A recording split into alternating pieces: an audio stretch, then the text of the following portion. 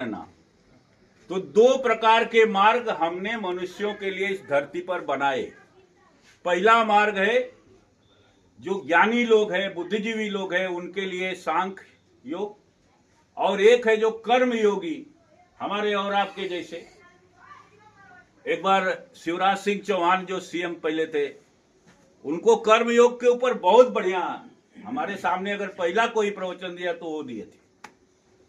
तो क्योंकि हम और आप सामान्य, तो कर्म योग को कैसे किया जाए, हमारे छोटे छोटे कर्म ही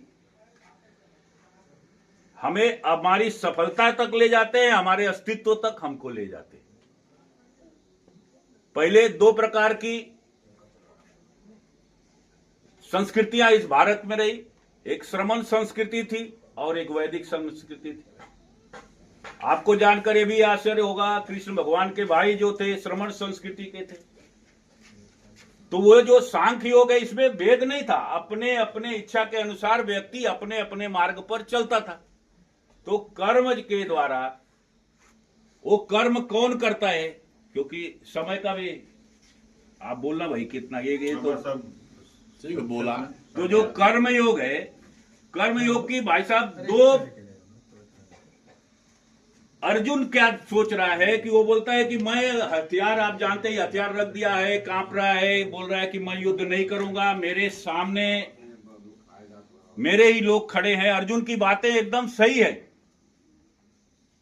जब ये पुस्तक अमेरिका में पहुंची और लोगों ने पढ़ा, तो पहला अध्याय पढ़ने के बाद वहां के चिंतकों ने किताब बंद कर दी और रख दिया और बोले कि अर्जुन कहां गलत बोल रहा है, सही बोल रहा है, उसके सारे तथ्य, सारे तर्क सही है।